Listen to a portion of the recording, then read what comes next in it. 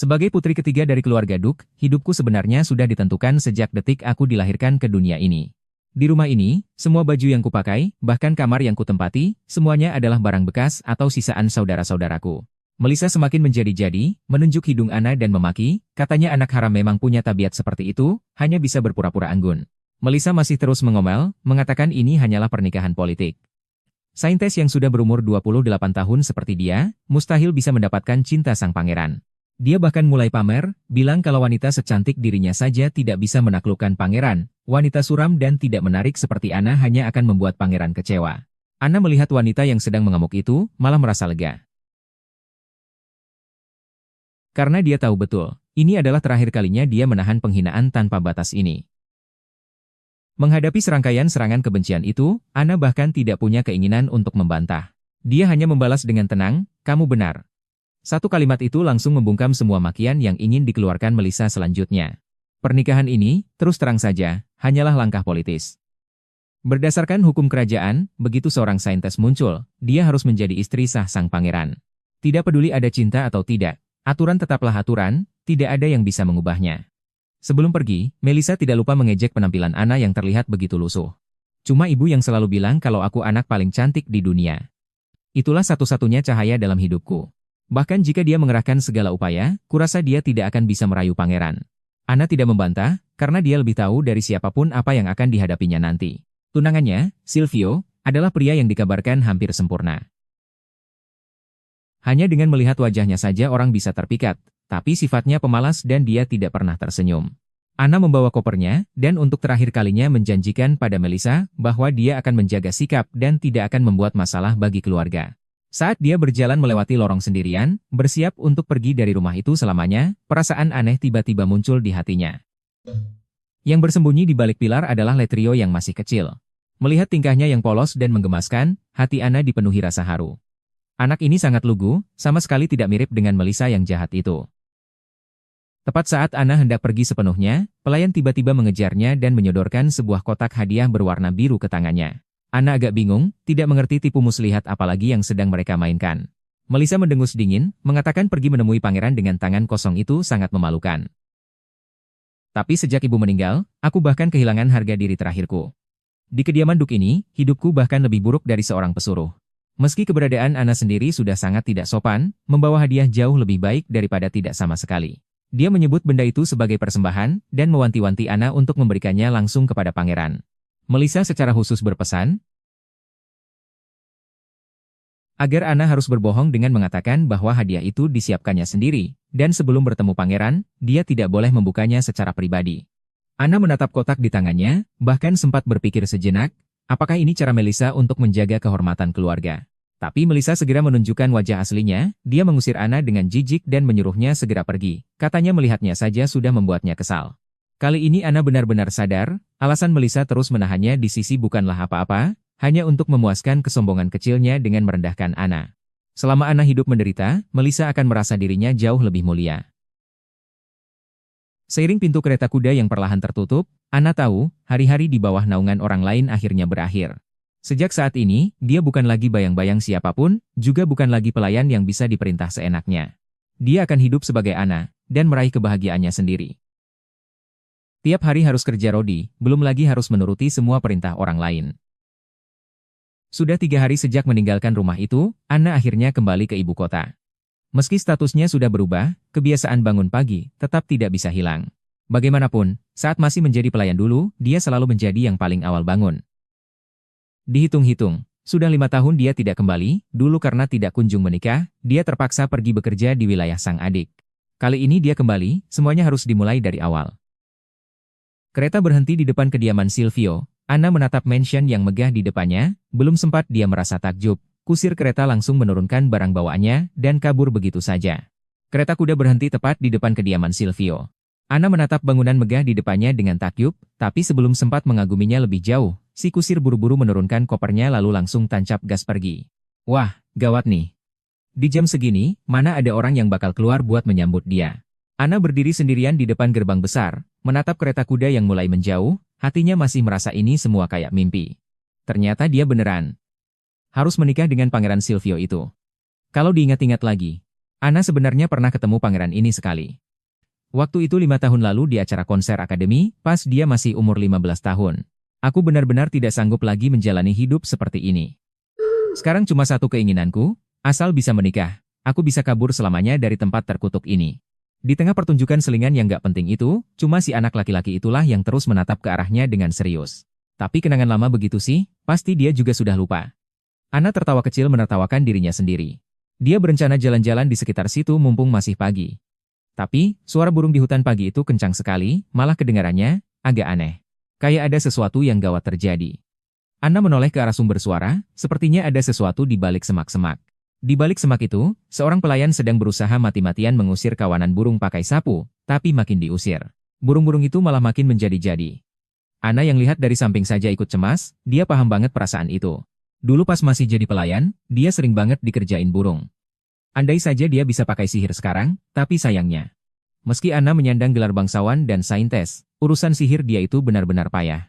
Karena sihir nggak bisa diandalkan, ya mau gimana lagi, pakai cara fisik saja. Ana membongkar koper bawaannya. Akhirnya dia menemukan penyelamatnya. Dia mengangkat roti di tangannya lalu berteriak, lihat ke sini. Ana melempar roti itu sekuat tenaga. Dulu aku pikir, kalau saja bisa menikah. Triknya berhasil. Kawanan burung yang tadinya gila-gilaan itu langsung terbang mengejar rotinya. Pelayan yang baru saja selamat itu mau minta maaf, tapi pas mendongak, dia langsung bengong. Seumur hidup, dia belum pernah lihat wanita secantik ini. Ana jadi malu dipuji begitu. Dia menunjuk dekorasi di sekitarnya dan bertanya, apa hari ini ada acara spesial di perkebunan ini? Pelayan itu dengan semangat menjelaskan kalau mereka sedang bersiap menyambut calon permaisuri, yaitu saintes yang ramai dibicarakan itu. Semua orang sibuk mendekorasi tempat. Siapa sangka? Sosok agung yang mereka bicarakan itu sekarang malah berdiri di depan matanya, bahkan barusan membantunya mengusir burung. Pelayan itu menggenggam tangan Ana dan terus berterima kasih. Dia sama sekali tidak sadar kalau orang di depannya inilah sang saintes yang dia maksud. Ya wajar saja sih, Ana menunduk melihat gaunnya sendiri. Meski ini gaun paling layak yang dia punya, tapi memang sudah kelihatan usang sekali. Si pelayan masih asyik mengoceh, katanya saintes pasti bakal senang banget lihat semua persiapan ini. Hati Ana jadi hangat mendengarnya. Karena semua orang menyambutnya dengan tulus, kurasa tidak perlu menyembunyikan identitas lagi. Aku bisa mengakhiri hari-hari yang menyiksa ini. Jadi, aku terus bertahan dengan gigih. Tapi kenyataan malah menampar wajahku dengan keras. Dia memberi hormat dengan elegan, lalu tersenyum dan berkata, aku Ana Rizal. Orang yang sedang kalian tunggu itu, adalah aku. Sekarang giliran si pelayan yang melongo. Momen memalukan pun terjadi detik itu juga. Teriakan kaget si pelayan memecah ketenangan perkebunan. Belum sempat bereaksi, Ana sudah langsung diantar dengan penuh hormat ke ruang tamu. Melihat ruangan yang mewah dan megah di depannya, Ana merasa tidak nyaman. Rasanya, benar-benar canggung diperlakukan sebagai orang penting. Saat dia sedang melamun, terdengar suara langkah kaki yang mantap dari luar pintu. Sebuah suara yang berat dan berwibawa terdengar, maaf, membuatmu menunggu lama. Wahai saintes. Pintu terbuka, seorang pria berambut pirang dan bermata biru berjalan masuk. Setiap gerakannya memancarkan aura bangsawan. Dia adalah pangeran pertama kerajaan Silvio. Dia menatap Ana dengan tajam. Dengan nada yang sedikit menggoda, dia bertanya, haruskah aku memanggilmu saintes? Atau memanggilmu Ana Rizal? Ana menatap pria di depannya, dalam hati dia mengakui kalau rumor itu benar adanya. Seseorang yang bisa menyelamatkanku dari penderitaan ini, tak kunjung datang. Ana, masih bengong saja. Ketampanan Pangeran Silvio jauh lebih mempesona daripada saat dia masih kecil. Tepat saat dia mau memberi penghormatan formal, sesosok makhluk berbulu tiba-tiba melompat keluar. Ana kaget, Silvio segera menjelaskan, ini kucingku, Mickey. Silvio dengan lembut menggendong Mickey. Katanya, si kecil ini sempat terluka di taman. Selama beberapa waktu ini, dia yang merawatnya. Sambil mengelus kucingnya, Silvio menatap Ana dengan senyum manis. Apa kamu juga suka kucing? Saraf Ana yang tadinya tegang akhirnya sedikit rileks. Dia teringat dulu saat di taman. Dia juga sering menghabiskan waktu dengan makhluk-makhluk kecil itu. Ternyata pangeran yang dingin ini, diam-diam adalah pecinta kucing yang lembut. Jarak di antara mereka jadi terasa lebih dekat gara-gara kucing ini. Ana terus mengingatkan dirinya sendiri di dalam hati. Sekarang statusnya sudah beda. Pokoknya tidak boleh membicarakan masa lalu saat dia masih jadi pelayan. Dia harus tetap menjaga wibawa sebagai seorang saintes. Demi sopan santun, dia menyiapkan hadiah pertemuan. Silvio menerima kotak itu dengan ramah. Kelihatannya dia sangat menantikan isi kado itu. Tapi tepat saat dia menarik pitanya dan membuka tutup kotaknya. Cepat siapkan makanan untuk tuan. Aku menjawab pelan, segera saya lakukan. Siapa sangka, sekarang aku malah jadi pelayan di keluarga Stella. Hal tak terduga terjadi. Cahaya putih yang menyilaukan tiba-tiba menyembur keluar dari dalam kotak tanpa peringatan. Cahaya menyilaukan tiba-tiba menelan seluruh ruangan. Silvio sampai tidak bisa membuka matanya. Dia berteriak, benda apa ini sebenarnya? Siapa sangka, kotak itu ternyata bukan berisi hadiah, melainkan kepulan asap yang langsung menyembur keluar. Silvio benar-benar tidak siap. Situasi langsung kacau balau. Ana baru sadar kalau dia telah dijebak oleh Melissa. Wanita itu sengaja melarangnya membuka kotak lebih awal, supaya dia dipermalukan tepat di depan sang pangeran. Gawat sekali. Niat hati ingin mengambil hati pangeran, malah berakhir jadi lelucon. Ana bergegas maju, apakah masih sempat untuk menjelaskan semuanya? Mendengar keributan, Carlos langsung menerobos masuk dan segera memerintahkan jendela dibuka lebar-lebar, takut kalau asap itu mengandung racun. Setelah memastikan keduanya baik-baik saja, raut wajah Carlos berubah jadi serius. Dia harus mencari tahu apa yang sebenarnya terjadi. Ana merasa sangat bersalah. Baru saja ingin mengaku kalau ini kesalahannya, tak disangka Silvio menyela lebih dulu. Dia merangkul Ana ke belakang punggungnya dan tertawa, mengatakan bahwa itu hanyalah kejutan kecil yang dia siapkan. Dan di tempat ini jugalah adikku, Melissa, menikah. Semua orang bisa melihat, sang pangeran sengaja pasang badan untuk melindunginya. Ana sampai terpaku. Dia benar-benar tidak habis pikir, kenapa pangeran yang terhormat ini mau menutupi kesalahannya. Padahal mereka baru saja bertemu. Seharusnya pangeran marah besar, kan? Apalagi di mata Ana, dirinya hanyalah bangsawan rendahan yang sudah tidak laku. Kalaupun pertunangannya dibatalkan karena kesalahan konyol ini, itu adalah hal yang wajar. Tapi Silvio malah memilih cara yang paling lembut. Carlos di sampingnya tentu tidak bisa dibodohi begitu saja. Dia terus mengomel pada sang pangeran, menganggap bahwa di momen penting penyambutan calon putri ini, bermain lelucon seperti itu sangatlah tidak pantas. Benar-benar keterlaluan. Namun, Silvio hanya tertawa cuek, sama sekali tidak menganggap teguran sang pelayan sebagai masalah. Dia bahkan dengan lantang bilang kalau di rumahnya sendiri, dia bebas melakukan apapun yang dia mau. Melihat sifat pangeran yang begitu santai, perasaan Ana justru semakin kacau. Pria ini sebenarnya sedang berakting, atau memang benar-benar tidak peduli dengan tata krama yang kaku? Asap akhirnya menipis, tapi Ana menemukan masalah yang lebih besar. Mickey, kucing sang pangeran, menghilang. Tapi Silvio menatapku dan bilang, Nona Ana, aku ingin memberikan seluruh hidupku untukmu. Dulu, aku selalu merasa tak akan ada orang yang mencintaiku seumur hidupku. Demi bertahan hidup, aku benar-benar tak punya pilihan lain. Situasi di ruangan itu benar-benar kacau. Pangeran Silvio justru sangat tenang. Dia menenangkan Ana dengan bilang kucingnya hanya terkejut saja. Hal seperti ini pernah terjadi sebelumnya, jadi Ana tidak perlu merasa bersalah. Tapi, Ana tidak bisa memaafkan dirinya sendiri. Dia merasa semua ini gara-gara hadiah itu, dia bahkan langsung membungkuk dan meminta maaf terus-menerus kepada pangeran. Siapa sangka Silvio bukannya marah, malah tersenyum dan memberikan jalan keluar untuknya. Dia bilang biskuit itu rasanya enak sekali, dan menyuruh sang Santa untuk tenang saja. Melihat betapa lembutnya pangeran, hati Ana justru terasa semakin sakit. Perasaan diterima tanpa syarat ini, malah membuatnya semakin bingung harus berbuat apa. Pikiran Ana sekarang dipenuhi rasa bersalah. Karena kelalaiannya, kucing itu sampai hilang di istana yang asing ini. Dia sangat sadar, kalau saja tuannya orang yang pemarah, kesalahan seperti mengganggu kenyamanan keluarga kerajaan ini bisa membuat kepalanya melayang. Belum lagi Mickey yang sangat penakut, pasti sekarang dia ketakutan setengah mati. Kalau sampai kucing itu lari keluar pekarangan dan menemui bahaya di luar sana, akibatnya tidak terbayangkan. Semakin dipikirkan, Ana semakin tidak tenang. Tidak, dia tidak bisa diam saja di sini. Ayahku yang tidak berguna itu mungkin merasa, menikahkan anak haram sepertiku cuma bakal mempermalukan dirinya. Jadi dari kecil, aku cuma makan sisanya dan memakai barang sisanya. Dia sudah tidak peduli lagi dengan etika kerajaan. Dia berteriak akan mencari kucing itu, lalu berbalik dan berlari keluar pintu. Aksi mendadak ini membuat Silvio dan Carlos tertegun. Seorang Santa terhormat tiba-tiba saja berlari seperti itu. Ana berlarian tak tentu arah di lorong yang kosong. Dia memanggil nama Mickey berulang kali, tapi tidak ada suara apapun selain gema suaranya sendiri. Dia menyesal setengah mati sekarang. Meskipun adiknya, Melissa, memang kejam, tapi kalau saja dia memeriksa hadiah itu dengan teliti sebelum mengirimnya, hal seperti ini tidak akan terjadi. Semua ini karena kecerobohannya sendiri. Ana sadar betul, yang paling tidak bersalah dalam lelucon ini adalah Mickey. Kalau dirinya yang dipermalukan tidak masalah, tapi kucing sekecil itu mana pernah menghadapi situasi seheboh ini? Pasti sekarang dia sedang meringkuk ketakutan di suatu sudut. Saat membayangkan Mickey gemetar di dalam kegelapan, hati Ana sakit sekali. Dia harus menemukannya sebelum terjadi hal buruk. Dia tidak boleh membiarkan Mickey menghadapi ketakutannya sendirian. Sementara itu, Miki sedang meringkuk di balik bayangan yang dingin. Dia tidak berani bergerak sedikit pun, tatapannya penuh dengan kepasrahan dan ketakutan. Ana sekarang sudah benar-benar nekat. Sampai akhirnya, diriku pun jadi barang sisa. Seorang nona bangsawan berumur 28 tahun yang belum menikah, di mata orang lain sudah jadi bahan tertawaan. Asalkan bisa menemukan Miki kembali, status Santa, bahkan kembali ke sisi adiknya yang menakutkan itu, dia tidak peduli lagi. Saat hatinya sedang terbakar kepanikan, tiba-tiba ada kekuatan yang familiar muncul dari dalam tubuhnya. Cahaya ini persis sama dengan yang muncul saat upacara Santa. Ini bukan lagi beban berat, melainkan harapan terakhirnya. Ana menatap kedua tangannya dengan linglung, cahaya itu seolah merespons permohonannya. Di dalam bayangan yang samar, dia tiba-tiba bisa melihat sosok Miki dengan jelas. Miki berada di dekat taman yang dia kunjungi tadi pagi. Walaupun tidak tahu kenapa kekuatannya tiba-tiba bangkit, tapi sekarang bukan waktunya untuk berpikir panjang. Ana segera mengunci arahnya. Miki, tunggu aku. Aku segera datang menjemputmu.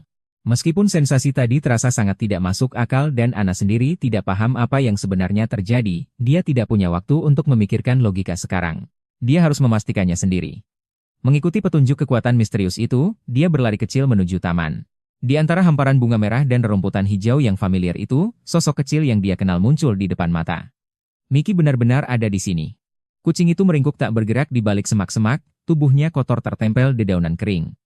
Kelihatannya begitu berantakan dan menyedihkan. Kepala pendeta, ini cuma formalitas saja. Lagi pula, semua putri keluarga Duk yang belum menikah memang harus menjalani prosedur ini. Ana berjongkok, dengan lembut memanggilnya untuk mendekat dan menenangkannya. Sayang, semuanya sudah baik-baik saja. Kamu tidak perlu takut lagi pada orang-orang atau hal-hal asing itu. Melihat Miki menurut dan masuk ke dalam pelukannya, beban berat di hati Ana akhirnya terangkat. Kalau sampai kucing kesayangan ini benar-benar hilang, dia mungkin tidak akan pernah bisa memaafkan dirinya sendiri seumur hidup. Syukurlah. Semuanya masih sempat terselamatkan. Hanya dengan berdoa, dia bisa langsung menemukan lokasi seseorang secara instan. Sihir macam apa ini? Rasanya belum pernah terdengar sebelumnya. Yang lebih gila lagi, dia bahkan tidak merapalkan mantra apapun tadi. Sambil memeluk Miki yang akhirnya kembali, jantung Ana berdegup kencang. Mungkinkah? Apakah benar karena doa putus asa tadi, kekuatan suci di dalam tubuhnya akhirnya bangkit sepenuhnya? Kekuatan yang bisa digunakan tanpa bantuan media apapun. Namun, sebelum Ana sempat menjernihkan pikirannya, Pangeran Silvio yang tak jauh dari sana sudah melihat semuanya. Dia menatap Ana yang tampak diselimuti cahaya tipis, dan hatinya mulai dipenuhi tanda tanya. Apa benar doanya yang bekerja? Kekuatan orang suci itu bangkit di saat seperti ini. Sebelum Ana sempat bereaksi, pengikut itu berbisik sambil tertawa kecil, tapi dengan statusnya yang sekarang, apa dia masih layak dipanggil Nona? Miki sudah lebih dulu masuk ke pelukannya. Silvio pun heran. Biasanya kucing itu selalu menghindar dari orang lain, kenapa hari ini seolah berubah jadi kucing yang berbeda? Dia baru saja ingin mengambil kucing itu kembali, tapi si kecil ini sama sekali tidak sopan, dia malah mendesis ke arah pemilik aslinya. Silvio benar-benar terpana. Baru sekali bertemu, Miki sudah bisa dijinakkan oleh Ana begitu saja. Ana masih terus meminta maaf atas kejadian tak terduga tadi. Dia khawatir perbuatannya mengganggu sang pangeran dan membuat Miki dalam bahaya. Tapi Silvio justru bersikap sangat tenang dan dewasa, dia sama sekali tidak berniat menyalahkannya. Ana balik bertanya, dalam situasi tadi, kenapa Anda memilih untuk melindungi saya terlebih dahulu? Silvio menjawab dengan tenang, membuka kebenaran yang mengejutkan. Hadiah yang berasap itu, sebenarnya bukan kamu sendiri yang mau memberikannya, kan? Ana benar-benar tercengang. Bagaimana bisa dia tahu sedetail itu? Ternyata, alasan Silvio membuat hatinya terasa perih. Dia berkata, lihatlah gaunmu yang sudah usang itu, lalu lihat kotak hadiah baru itu. Itu bukan barang yang akan kamu beli. Kata-kata, Silvio selanjutnya membuat Ana terpaku. Ternyata, dia sudah mendengar kabar bahwa pagi tadi, Ana membantu seorang pelayan. Di matanya, orang sebaik itu mustahil menjadi pelakunya. Mendengar ejekan yang menusuk telinga itu, aku berdiri di sana tanpa ekspresi. Dia bahkan berkelakar, kalau Miki saja suka dengannya, berarti Ana pastilah orang yang sangat baik. Melihat senyum cerah Silvio, Ana membatin, pria ini tidak hanya berwajah sempurna, tapi hatinya pun terasa bersinar. Namun, suasana seketika berubah menjadi serius. Silvio menarik kembali senyumnya dan menanyakan pertanyaan paling krusial, sebenarnya, siapa orang di balik semua ini yang menjebakmu? Ana terdiam sesaat, lalu akhirnya menyebutkan nama itu, adikku, Melissa. Mendengar nama itu, tatapan mata Silvio seketika menjadi tajam dan dalam. Ternyata, mereka bukan sekadar kenalan. Mereka bahkan punya masa lalu yang tidak diketahui orang lain. Silvio langsung menebak situasinya dengan tepat. Melissa melakukan semua ini, Hanya karena cemburu dengan status Anna sebagai calon tunangannya di masa depan. Dia mengingat kembali perilaku buruk Melissa selama ini, nada suaranya berubah semakin dingin. Berani-beraninya dia menyentuh calon istrinya. Hukuman skorsing saja, menurutnya, terlalu ringan untuk orang seperti itu. Saat Silvio sedang memikirkan hukuman yang lebih berat, Anna tiba-tiba tidak bisa menahan tawanya. Para pendeta ini benar-benar punya banyak energi hari ini ya. Orang-orang yang sedang bergosip di koridor itu adalah pendeta yang diutus negara. Sekarang giliran Silvio yang bingung. Apa yang kukatakan tadi lucu? Anna sambil tertawa bergumam. Rumor bilang pangeran ini dingin dan kejam. Tapi sekarang terlihat jelas, dia tipe orang yang sangat protektif pada orangnya sendiri. Perasaan yang tadinya berat, berkat pembelaan tak terduga ini, seketika terasa jauh lebih ringan. Saat sedang asyik mengobrol, Silvio tiba-tiba berlutut dengan satu kaki. Hal ini membuat Anna kaget setengah mati. Dia buru-buru mengingatkan agar pakaian sang pangeran tidak kotor, tapi Silvio sama sekali tidak peduli. Dia dengan sungguh-sungguh menggenggam tangan Anna. Secara resmi menyambutnya bergabung dengan keluarga Sirio, dan berkata betapa beruntungnya dia memiliki calon istri yang begitu baik hati. Setelah itu, Silvio mencium punggung tangan Anna dengan lembut, menunjukkan bahwa dia sangat menantikan kehidupan mereka ke depannya. Setelah tata krama kerajaan itu selesai, Anna benar-benar terpaku. Saat mereka berdua hendak meninggalkan taman, Silvio seperti teringat sesuatu. Dia menoleh dan bertanya dengan suara pelan, "Apa kamu ingat? Dulu sekali, di konser musik itu, sebenarnya kita sudah pernah bertemu." Anna tidak bisa mempercayai pendengarannya sendiri. Seharusnya, status bangsawan jauh lebih tinggi dari mereka.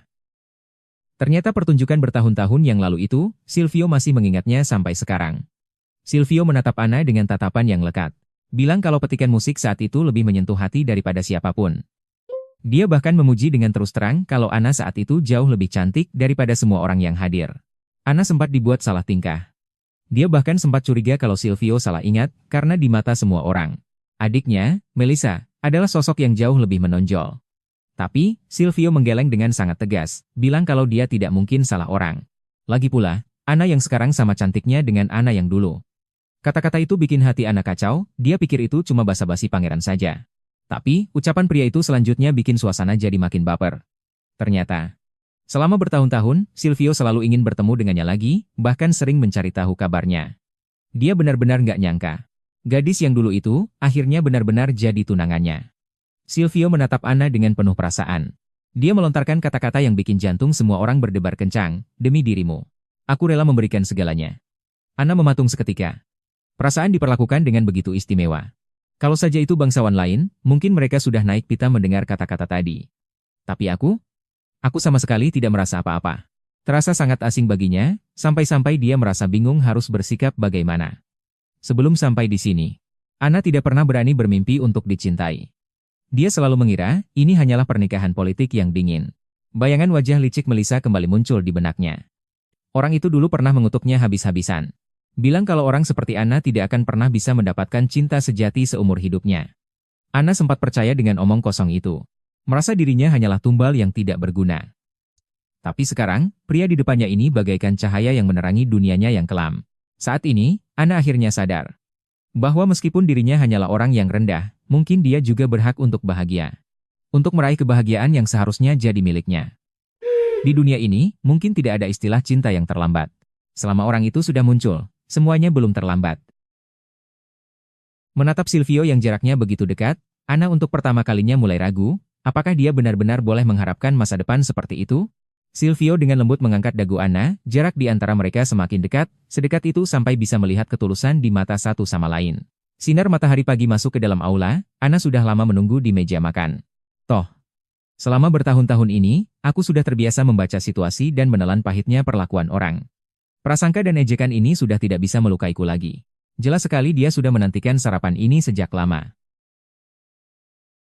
Silvio mendorong pintu dan masuk, menyapa sambil tersenyum. "Selamat pagi, Nona Anna. Sepertinya kamu sudah menunggu cukup lama ya." Anna merasa malu dan buru-buru menjelaskan, "Maaf, aku menunggu di sini bukan karena rakus kok." Silvio duduk di depannya dengan nada suara yang lembut, "Nggak apa-apa, sebenarnya aku juga sudah menantikannya." Melihat pria yang begitu perhatian di depannya ini, hati Anna terasa hangat. Pangeran ini benar-benar jauh lebih lembut daripada yang dia bayangkan. Setelah tinggal beberapa saat di kediaman Pangeran Silvio, meskipun lingkungannya luar biasa nyaman, tubuh Anna tetap saja belum bisa beradaptasi dengan gaya hidup bangsawan ini. Pagi ini, dia kembali terbangun dari mimpi buruk. Di dalam mimpi itu, isinya hanyalah masa-masa jadi pelayan, bersih-bersih yang gak ada habisnya, dan segala macam pekerjaan rumah yang menumpuk. Ingatan-ingatan itu sudah melekat kuat di ingatannya, jadi meski tidurnya larut, begitu matahari terbit, dia pasti langsung terbangun. Kebiasaan sebagai orang pekerja keras ini benar-benar nggak bisa diubah dalam 1 atau 2 hari saja. Orang yang selalu dianggap sebagai beban sepertiku, apa benar bisa merasakan kebahagiaan? Kepala pendeta mendorong pintu dan masuk dengan senyum palsu, Nona Ana. Melihat keluar jendela yang langitnya belum terang betul, dia selalu merasa harus mencari pekerjaan supaya hatinya tenang. Ana tadinya ingin membantu para pelayan bersih-bersih. Tapi setelah dipikir-pikir lagi soal statusnya sekarang, kalau dia sampai pegang sapu, bisa-bisa orang-orang di sana ketakutan setengah mati. Akhirnya dia cuma bisa bengong sendirian selama setengah jam. Sampai akhirnya Silvio datang menghampiri dan bertanya, "Nona Ana, kamu nggak apa-apa? Apakah kamu lapar?" Ana buru-buru menegakkan punggungnya, menjawab dengan canggung kalau dia baik-baik saja. Sebenarnya, dia cuma belum terbiasa dengan kehidupan yang dilayani seperti ini. Saat itu juga, para pelayan mendorong meja saji masuk. Sarapan disajikan tepat waktu. Melihat hidangan mewah yang memenuhi meja, Ana terperangah. Kejadian seperti ini dulu bahkan tidak berani dia bayangkan. Melihat meja yang penuh dengan makanan enak, Ana benar-benar terpaku. Kemewahan sarapan ini benar-benar di luar dugaannya. Silvio dengan antusias menjelaskan di sampingnya, mulai dari roti yang dipanggang sendiri oleh koki, sampai ham dan keju pilihan, dia seolah ingin menyodorkan semua hal terbaik untuk Ana. Sepertinya rona wajahmu cukup baik. Aku membalas dengan sopan, salam hormat untuk Anda. Sekarang, tolong minum air suci ini. Menghadapi senyum cerah sang pangeran, Ana tidak bisa menolak, dia hanya bisa menunduk dan berusaha mulai makan. Melihat Ana makan dengan senang, Silvio bukannya berhenti, malah makin bersemangat. Dia merekomendasikan sosis buatan sendiri, lalu menyuruh pelayan untuk menambah roti lagi. Ana melihat tumpukan makanan di piringnya yang semakin tinggi, mulai merasa cemas. Meskipun rasanya memang tidak perlu diragukan lagi, tapi porsinya benar-benar bikin syok. Perhatian pangeran ini terasa jauh lebih berat daripada seluruh makanan di meja ini. Kalau terus-terusan makan begini, perutnya bisa-bisa benar-benar meledak. Ana melihat pelayan yang kembali menyodorkan roti, dalam hati dia sudah memohon ampun sekuat tenaga. Perutku benar-benar mau meledak. Tapi dia sama sekali tak punya nyali untuk menolak. Meskipun perutnya sudah terasa mau meledak, dia tetap memaksakan diri menelan makanannya suap demi suap. Karena dalam alam bawah sadarnya, membuang-buang makanan adalah sebuah dosa besar. Akhirnya, tubuhnya pun menyerah. Perasaan mual yang hebat itu hampir saja membuatnya kehilangan kendali di depan Silvio. Saat itulah, rasa rendah diri yang sudah mendarah daging kembali muncul. Dia merasa dengan statusnya yang seperti ini, dia tidak pantas duduk di sana menikmati jamuan mewah. Lalu sentuh bola kristal ini. Ritual yang disebut-sebut sakral ini sebenarnya dilakukan untuk mencari sosok saintis legendaris. Mungkin dia memang hanya pantas bersembunyi di sudut dan makan sisa. Perasaan tertekan itu membuatnya sesak napas. Sampai akhirnya dia tersentak bangun dan menyadari dirinya sedang berbaring di tempat tidur. Ternyata, semua itu tadi hanyalah mimpi buruk yang melelahkan. Tapi, rasa cemas dan gelisah itu terasa begitu nyata sampai membuatnya takut. Begitu Ana membuka mata, dia melihat Silvio sedang berjaga di samping tempat tidur. Pria itu mendekat dengan wajah tegang, lalu akhirnya menghela napas lega. Ana teringat kejadian pingsannya tadi, dia merasa sangat malu sampai ingin menghilang dari sana, dan buru-buru meminta maaf. Namun, Silvio lebih dulu menggenggam tangannya, dengan wajah penuh penyesalan dia berkata, "Nona Ana, saya benar-benar minta maaf. Saya terlalu senang bisa makan bersamamu, sampai-sampai saya memaksamu makan terlalu banyak. Dokter bilang, karena kamu langsung makan sebanyak itu, perutmu jadi tidak kuat." Silvio makin merasa bersalah, dia merasa dirinya lah yang membuat Ana menderita. Hati Ana terasa hangat mendengarnya. Sebenarnya, dia hanya tidak ingin mengecewakan niat baik sang pangeran, makanya dia memaksakan diri untuk makan. Tak disangka, pria itu ternyata begitu peduli. Silvio menatapnya dengan lembut, "Yang penting kamu sudah bangun dengan selamat. Konon, saintis memiliki kekuatan seperti dewa. Dia adalah penyelamat yang akan menyelamatkan negara saat krisis terjadi, berdasarkan ramalan turun-temurun. Sekarang masih ada yang sakit, pusing, atau mau muntah?" Menghadapi rentetan perhatian itu, Ana bingung harus menjawab apa. Perasaan diperlakukan dengan begitu lembut seperti ini membuatnya canggung. Hati Ana merasa sangat campur aduk. Padahal, tadi dia sempat menolak niat baik pria itu, bahkan membuat keributan karena kekenyangan, tapi Silvio sama sekali tidak marah. Dia tetap berbicara dengan nada yang lembut, karena khawatir kalau Ana masih merasa tidak enak badan. Kelembutan yang begitu perhatian ini benar-benar membuat Ana tertegun. Silvio mendekat dengan cemas, memastikan berulang kali apakah dia benar-benar baik-baik saja. Sikap khawatirnya itu sama sekali tidak terlihat seperti sedang berakting. Anna menatap pria di depannya, pertahanan di hatinya mulai goyah. Dia berbisik menjelaskan bahwa dirinya sudah baik-baik saja dan memintanya untuk tidak perlu terlalu khawatir. Setelah mendengarnya, Silvio baru merasa tenang, dia menatap Anna lekat-lekat tanpa berpaling. Pada saat itu, udara seolah dipenuhi oleh perasaan yang tak terlukiskan. Untuk pertama kalinya Anna merasakan, ternyata rasanya dijaga dengan sepenuh hati seperti ini sungguh luar biasa. Anna menatap pria di depannya, dia tidak bisa menahan diri untuk mengakui dalam hati bahwa pria ini benar-benar sosok yang baik. Saintes akan muncul dari keturunan keluarga Duke. Tapi masalahnya, tidak ada yang tahu kapan dia akan muncul. Itu bahkan membuatnya merasa impulsif. Jika memungkinkan, dia sangat ingin mengenalnya lebih jauh. Ingin melihat, ada berapa banyak sisi lain dari pangeran lembut ini yang belum dia ketahui. Memikirkan hal itu, Anna akhirnya mengumpulkan keberanian. Dia memanggil nama Silvio dengan pelan, memecah keheningan di antara mereka berdua. Anna sempat ragu sejenak, tapi akhirnya dia memanggil Silvio kembali dan berkata bahwa dia punya satu permintaan pribadi. Siapa sangka, dia malah mengajukan diri, agar mulai besok mereka bisa sarapan bersama setiap hari. Serangan tiba-tiba itu membuat sang pangeran langsung mematung di tempat, tidak bisa bereaksi untuk waktu yang lama. Tepat saat dia hendak bertanya lebih lanjut, tiba-tiba terdengar suara ketukan di pintu. Beberapa pelayan wanita masuk dengan tergesa-gesa, dan percakapan romantis itu pun benar-benar terputus. Karena kejadian yang tidak sopan kemarin, para pelayan sibuk meminta maaf kepada Anna, takut kalau sang nona besar ini merasa diperlakukan dengan buruk. Anna sama sekali tidak marah, malah dia merasa hatinya hangat karena melihat betapa semua orang peduli padanya. Tidak ada juga yang tahu seperti apa wajahnya. Makanya para pendeta itu datang setiap tahun. Seperti sebuah formalitas.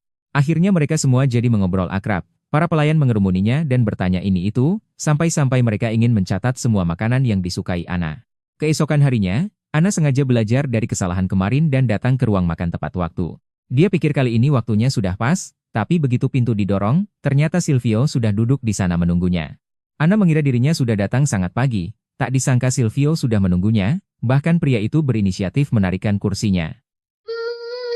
Sikap gentleman yang tiba-tiba ini membuatnya merasa sedikit tersanjung. Tak lama kemudian, para pelayan menyajikan sarapan. Anna menunduk dan melihat kalau hidangan hari ini benar-benar berbeda dari biasanya. Semuanya adalah sayuran yang segar dan ringan. Ternyata, mereka semua telah menyesuaikan menu makanan dengan mempertimbangkan kondisi fisiknya. Yang paling tidak dia sangka adalah, ternyata ini semua adalah instruksi langsung dari Silvio. Sepertinya, pangeran ini jauh lebih perhatian daripada yang dia bayangkan. Silvio langsung menyadari bahwa karena kekurangan gizi yang berkepanjangan, tubuh Anna sudah sangat lemah, itulah sebabnya dia secara khusus mengatur hidangan ringan tersebut. Mendengar kata-kata yang penuh perhatian itu, hati Anna terasa campur aduk. Dia teringat kembali masa lalunya di kampung halaman, di mana bisa makan kenyang saja sudah merupakan kemewahan. Melakukan penilaian macam ini padaku. Dan ada satu syarat utama untuk menjadi saintes. Dia harus seorang wanita yang belum menikah. Hanya makanan manis yang sesekali dibawakan oleh Letterio yang menjadi satu-satunya penghibur dalam hidupnya. Makanya dia paling benci kalau ada makanan yang terbuang. Tapi, tubuhnya saat ini benar-benar tidak bisa diajak kompromi. Anna menatap meja yang penuh dengan hidangan vegetarian, dan mulai merasa tidak enak hati. Dia merasa, kalau itu soal kondisi tubuhnya sendiri, tidak ada alasan bagi sang pangeran untuk ikut-ikutan makan makanan seperti ini. Setelah ragu berkali-kali, akhirnya dia memberanikan diri untuk bertanya. Dia khawatir, menu yang sederhana ini akan membuat Silvio, yang masih harus mengurus tugas negara nanti, jadi tidak kenyang. Silvio tertawa kecil sambil melambaikan tangan, katanya dia biasa makan camilan, jadi Anna diminta untuk tidak perlu merasa terbebani. Tapi Anna tetap saja merasa tidak enak hati. Dia merasa pria bangsawan yang terhormat ini terpaksa ikut makan makanan yang hambar dan sederhana hanya demi menyesuaikan diri dengan selera makannya. Melihat Anna yang tampak bersalah dan meminta maaf, Silvio justru tersenyum lembut. Dia bilang, dibandingkan makan hidangan mewah sendirian, berbagi makanan yang sama dengan seseorang justru membuat rasanya jauh lebih nikmat. Ini sama sekali bukan bentuk keterpaksaan, tapi memang dia sendiri yang ingin melakukannya, jadi Anna tidak perlu meminta maaf. Ucapan itu membuat hati Anna terasa hangat. Mungkin itulah sebabnya aku terus terjebak di sini. Kepala pendeta melihatku meminum air suci, lalu menunjuk bola kristal di depan. Bagus. Dia menatap pria lembut di depannya itu, teringat janji-janji yang pernah pria itu ucapkan, dan merasa bersyukur karena benar-benar telah bertemu orang yang tepat. Di mata Anna, Silvio adalah definisi dari kebaikan itu sendiri. Tidak hanya muda dan rendah hati, pria itu juga selalu memikirkan orang lain, sampai-sampai Anna merasa kebaikannya terasa tidak nyata. Silvio berinisiatif memecah keheningan dan bertanya apakah makanannya sesuai dengan selera Anna. Anna menunjuk ke arah sepiring bayam krim, dan berkata bahwa dia sangat menyukai hidangan itu. Tak disangka, selera mereka ternyata benar-benar cocok. Silvio langsung memutuskan untuk meminta dapur menyiapkannya lagi besok. Asalkan Ana menyukainya, itu sudah cukup. Melihat Ana akhirnya bisa tersenyum, beban di hati Silvio akhirnya terangkat. Semua yang dia lakukan selama ini, sebenarnya hanya demi momen seperti ini. Ana duduk di meja makan, mendengarkan kata-kata lembut dari sang pangeran, dan hatinya diliputi berbagai perasaan. Rutinitas seperti bisa duduk bersama, berbagi makanan, bahkan sekadar berdiskusi mau makan apa besok, adalah sesuatu yang tidak pernah berani dia bayangkan sampai waktu yang belum lama ini. Dulu, Ana selalu bersembunyi sendirian di sudut yang gelap, menyuapkan makanan yang sekadar cukup untuk bertahan hidup secara mekanis ke dalam perutnya. Sekarang, tolong letakkan tanganmu di atas sana. Katanya, hanya orang yang benar-benar suci hatinya yang bisa membuat bola itu bereaksi. Hari-hari seperti itu, bahkan tidak bisa dibilang sedang. Tapi sekarang, bisa duduk bersama seseorang seperti ini, bertatap muka dan berbagi makanan. Hal kecil yang dulu terasa tidak berarti itu. Karena ada Silvio yang menemani, membuatnya untuk pertama kali benar-benar merasakan betapa bahagianya menjalani kehidupan sehari-hari yang sederhana. Ana sama sekali tidak menyangka, kehidupan elegan yang selama ini diimpikannya justru membuatnya merasa serba salah. Dulu saat jadi pelayan, dia selalu sibuk bersih-bersih di saat seperti ini, sekarang saat tiba-tiba punya waktu luang, dia malah merasa cemas. Tepat saat itu, Silvio membawa kabar. Pernikahan ditetapkan sebulan lagi, tapi rencana kunjungan ke keluarga ditunda karena kondisi kesehatan raja yang tiba-tiba memburuk. Prioritas utama sekarang adalah menyiapkan upacara pertunangan dan satu hal krusial lainnya, pelatihan Santa. Kini, Ana benar-benar tidak bisa bersantai lagi. Silvio menenangkannya dengan berkata bahwa dia tidak perlu terlalu khawatir, cukup jalani saja kehidupan di sini dengan tenang, tapi Ana tidak bisa diam saja. Sebenarnya, apa yang harus dilakukan dalam pelatihan Santa itu? Ritual macam ini benar-benar buang-buang tenaga, cuma membuang waktu. Membuang uang. Dia memutuskan untuk mencari jawaban di dalam buku, dan tidak disangka saat membukanya. Dia malah menemukan catatan tentang Santa sebelumnya. Kemampuan yang tercatat di sana terasa seperti keajaiban. Mampu membuat pohon mati kembali tumbuh. Bahkan bisa membuat benda melayang di udara. Ana tiba-tiba tersadar. Kekuatan jenis ini, sepertinya dulu dia pernah menggunakannya saat mencari kucing. Jangan-jangan kejadian waktu itu bukan kebetulan? Apakah di dalam tubuhnya benar-benar tersimpan kekuatan Santa? Tapi kenapa setelah itu, kekuatan ini tidak pernah muncul lagi? Ana menatap mantra yang ada di buku itu. Hatinya berdebar kencang. Waktu menyelamatkan kucing dulu, dia bahkan tidak membaca mantra apapun. Kalau dia mencoba sembarangan sekarang, bagaimana kalau malah hilang kendali? Itu pasti akan jadi masalah besar. Dia teringat pesan Silvio dan memutuskan untuk menuruti perkataannya dengan menyimpan buku itu. Dia berniat berjalan-jalan santai di sekitar kediaman. Tapi belum jauh melangkah, dia mendengar dua pelayan berbisik-bisik. Barang-barang di kediaman ini sudah rusak parah dan tidak bisa diperbaiki lagi. Lagi pula, sekarang tenaga kerjanya juga tidak cukup. Ana merasa agak aneh. Istana yang semegah ini, bagaimana mungkin tidak ada orang yang bisa menjahit pakaian? Saat itulah aku sadar, ternyata di dunia ini tidak ada kata terlambat untuk musim semi. Kalau diingat lagi, hidupku sepertinya selalu jadi sisa. Dan membuang sisa kesabaranku yang sedikit ini. Dulu waktu kecil, aku pernah berkhayal kalau diriku adalah saintis itu. Dia tidak tahan untuk bertanya. Akibatnya, dua pelayan itu sampai ketakutan setengah mati. Ana awalnya hanya ingin jalan-jalan santai. Tapi pandangannya langsung tertuju pada benda di tangan pelayan itu. Gaun yang robek itu, ternyata adalah milik Pangeran Silvio. Para pelayan itu ketakutan dan buru-buru menjelaskan bahwa pakaian itu tidak sengaja tersangkut saat sedang merapikan pakaian. Mereka juga bilang kalau sang pangeran sebenarnya sangat hemat. Pakaian ini sudah dipakai berkali-kali. Hati Ana langsung bergetar mendengarnya. Dalam pemahamannya selama ini, para bangsawan biasanya melakukan itu untuk memamerkan kekuasaan dan kekayaan. Pakaian formal seperti ini biasanya hanya dipakai sekali saja. Tapi Silvio, yang merupakan calon raja, ternyata memakai pakaian lama yang sama secara berulang-ulang. Ini sama sekali tidak terlihat seperti gaya kerajaan. Sepertinya, situasi pangeran ini jauh lebih memprihatinkan daripada yang terlihat di luar. Sebenarnya apa yang dia sembunyikan? Para pelayan ketakutan setengah mati sampai minta maaf berkali-kali, mereka merasa pekerjaan kasar seperti menjahit baju tidak pantas dilakukan oleh Nona Ana yang mulia. Tapi Ana sama sekali tidak sombong. Dia malah tersenyum, mengambil pakaian itu, dan bilang kalau baju ini masih bisa dipakai asal dijahit sedikit. Para pelayan tetap tidak berani membiarkannya. Kalau sampai tangan Ana terluka, mereka tidak akan tahu harus lapor apa ke pangeran. Aku bahkan sampai kegirangan tidak bisa tidur karenanya. Tapi gadis kecil yang penuh harap itu sudah lama mati di tengah kenyataan yang kejam. Ana dengan percaya diri bilang tidak perlu khawatir, terakhir kali dia tertusuk jarum itu 5 tahun yang lalu.